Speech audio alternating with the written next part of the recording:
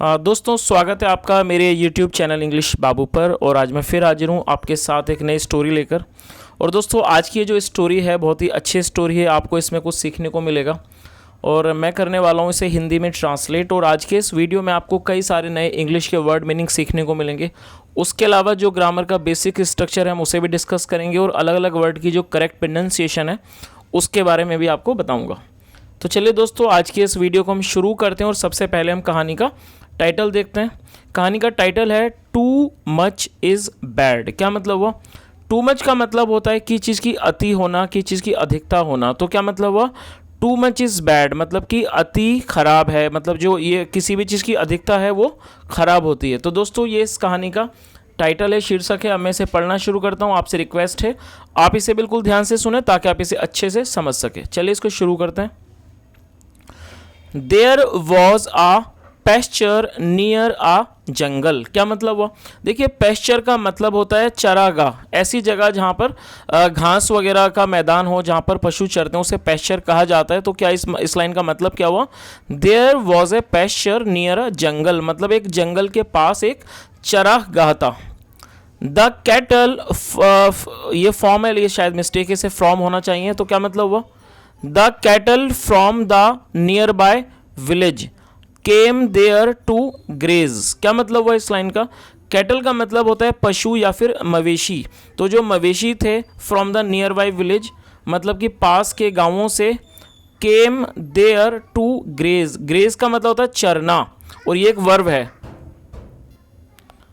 Came there to graze. तो इस पूरी लाइन का क्या मतलब हुआ? जो पशु थे आसपास के पास के गांव से वो आते थे वहाँ, केम देयर वहाँ आते थे, टू ग्रेज चरने के लिए।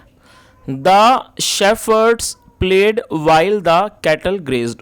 देखिए शेफर्ड का मतलब होता है चरवाहा, या जिसे हम गडेरिया भी बोलते हैं, जो पशुओं को चराते हैं उन्हें शेफर्ड कहा जाता है। और ये प्लूरल नाउन है तो ये शेफर्ड्स हो गया। तो क्या मतलब हुआ? The shepherd's. और जो चरवाहे थे मतलब जो गडेरिए थे, प्लेड वो खेलते थे, वाइल मतलब उस दौरान, वाइल द कैटल ग्रेज्ड जब वो जो कैटल थे मवेशी थे जब वो चरते थे उस समय पर क्या करते थे? शेफर्ड थे जो चरवाहे थे वो खेलते थे। चलिए आगे देखिए। At one place there an old tree had fallen. क्या मतलब हुआ? दोस्तों जब भी हैड के बाद थर्ड फॉर्म का प्रयोग किया जाता है तो वो पास्ट परफेक्ट का सेंटेंस होता है और ये फॉल की थर्ड फॉर्म है फॉलन, और ये पास्ट परफेक्ट का वाक्य है और फॉल का मतलब गिरना होता है और ये थर्ड फॉर्म है। तो इसका मतलब क्या हुआ? एट वन प्लेस मतलब कि एक स्थान पर, एट वन प्लेस देयर मतलब वहाँ पर एक स्थान पर, एन ओल्ड ट्री मतलब एक पुराना पेड़, हैड फॉलन वो गिरा हुआ था। There was a hollow in the its trunk. Trunk का मतलब होता है तना, और दोस्तों होलो का मतलब होता है कोई मतलब खोखला, पोला, या कह सकते हैं कोई छेद। तो क्या मतलब हुआ कि there was a hollow in its trunk, और उसके तने में एक छेद था। होलो मतलब एक बड़ा सा छेद था होलो, और होलो का मतलब होता है खोखला या फिर छेद, या कह सकते हैं पोला। तो वहाँ पर एक तरह से खोखला एक छेद था। With a narrow opening, narrow opening का मतलब होता है एक तरह से दरार। तो इस पूरी लाइन का क्या मतलब हुआ? There was a hollow in its trunk मतलब उसके तने में एक छेद था। विद अ नैरो ओपनिंग मतलब एक छोटी, नैरो का मतलब होता है संकीर्ण, छोटी सी, एक छोटी सी ओपनिंग के साथ, मतलब एक तरह से एक दरार थी। The shepherds used to put their lunch packets in the hollow. क्या मतलब हुआ?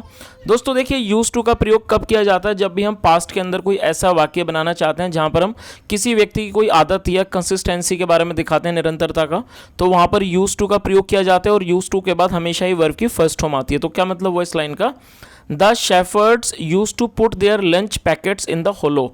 जो शेफर्ड्स थे, जो चरवाहे थे, वो रखा करते थे, यूज टू पुट मतलब रखना, वो रखा करते थे देयर लंच पैकेट्स अपने लंच के पैकेट्स को, इन the hollow, in the hollow मतलब छेद में। तो इस पूरी लाइन का क्या मतलब हुआ कि जो चरवाहे थे वो अपने खाने के पैकेट्स को, लंच के जो पैकेट्स थे उनको उस होलो में, उस छेद में रखा करते थे।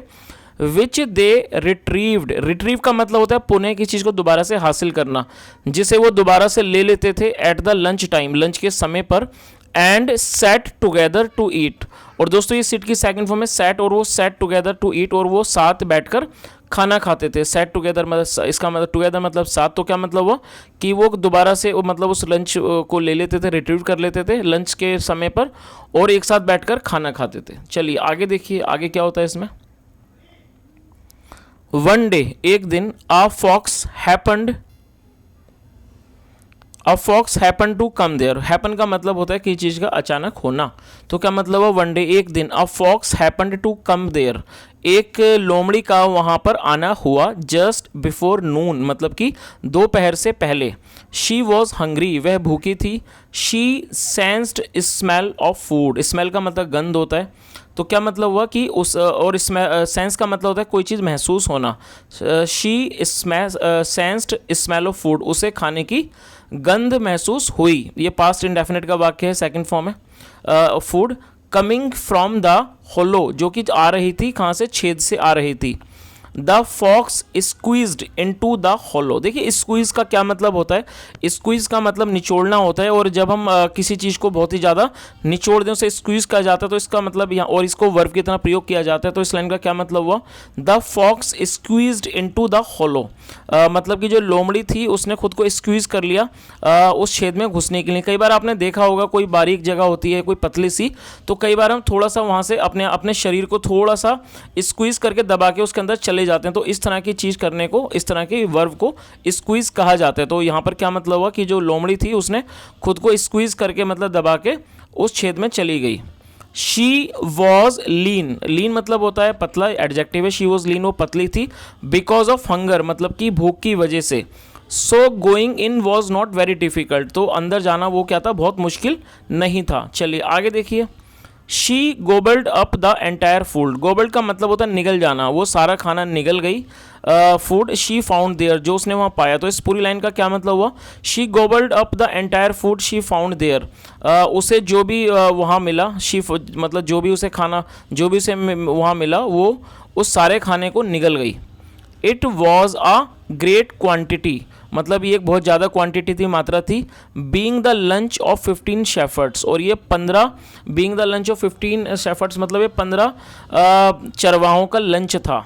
शी वॉज नाउ ब्लोटेड, देखिए ब्लोटेड एडजेक्टिव है जिसका मतलब होता है फूल जाना, तो क्या मतलब हुआ इस लाइन का, शी वॉज नाउ ब्लोटेड, अब वो फूल गई, फूली हुई थी, विथ फूड खाने से, and could not come out, और वो बाहर नहीं आ पाई, ऑफ द नैरो होल, उस पतले उस बारीक छेद से। तो इस पूरी लाइन का क्या मतलब हुआ, she was now bloated with food, मतलब वो खाने की वजह से फूल गई थी, and could not come out, और वो बाहर नहीं आ सकी, ऑफ द नैरो होलो मतलब उस पतले उस बारीक छेद से, या कह सकते हैं संकीर्ण छेद से।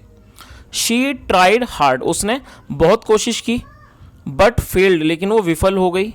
मीनवाइल, देखिए मीनवाइल का मतलब होता है इस बीच या इस दौरान। मीनवाइल मतलब इस दौरान। The shepherd's arrived for their lunch, जो शेफर्ड्स थे वो आ गए, अराइव का मतलब आना, और ये सेकंड फॉर्म है, पास्ट इंडेफिनिट का वाक्य है। तो क्या मतलब हुआ, meanwhile the shepherd's arrived for their lunch, मतलब इस दौरान जो शेफर्ड्स थे चरवाहे वो आ गए फॉर देयर लंच, अपने लंच के लिए। चलिए आगे देखिए अब इसमें आगे क्या होता है। One look at trapped fox, trap का मतलब होता है फंसा हुआ होना, मतलब वन लुक मतलब जो एक नज़र थी किस पर, एट ट्रैप्ड फॉक्स मतलब फंसी हुई लोमड़ी पर। टोल्ड दैम दैट, उसने से उन्हें बताया कि that their food was gone, कि जो उनका खाना है वो चला गया। The hungry and angry shepherds beat the fox to death, beat to death का मतलब होता है किसी को पीट पीट कर मार डालना। तो इस लाइन का क्या मतलब हुआ, द हंग्री, हंग्री मतलब भूखे, एंड एंग्री और गुस्से मतलब कि गुस्से में। तो जो the hungry and angry shepherd's, जो गुस्से और मतलब जो भूखे और जो एंग्री मतलब गुस्से में जो शेफर्ड्स थे चरवाहे, beat the fox to death, उन्होंने फॉक्स की लोमड़ी की पीट कर उसको मार डाला। चलिए अब हम इसके अंदर देखते हैं कि इस कहानी से हमें क्या नैतिक शिक्षा मिलती है। Too much of everything is bad, तो इस लाइन का क्या मतलब है, टू मच ऑफ एवरीथिंग मतलब हर चीज़ का जो अधिकता है, अति है, और इज बैड वो बुरी होती है। तो दोस्तों मैं उम्मीद करता हूँ कि ये जो आज की कहानी है ये आपको बहुत अच्छी लगी होगी और आपको इससे शिक्षा भी मिली होगी कि जैसे हमने इस कहानी में देखा, वो जो लोमड़ी थी उसने बहुत ज़्यादा खाना खा लिया, 15 लोगों का खाना, जिसकी वजह से उसका वो इतनी ज़्यादा मोटी हो गई कि वो उस क्षेत्र से बाहर नहीं आ सकी। जिससे हमें पता लगता है कि कई बार कई चीज़ों की जो अति है वो बहुत ज़्यादा नुकसानदायक होती है। तो दोस्तों, यदि आपको वीडियो अच्छा लगा हो, मेरा प्रयास पसंद आया हो, तो मेरी आपसे रिक्वेस्ट है वीडियो को लाइक करें, चैनल को जरूर सब्सक्राइब करें। सुनने के लिए thank you so much. Have a nice day and bye.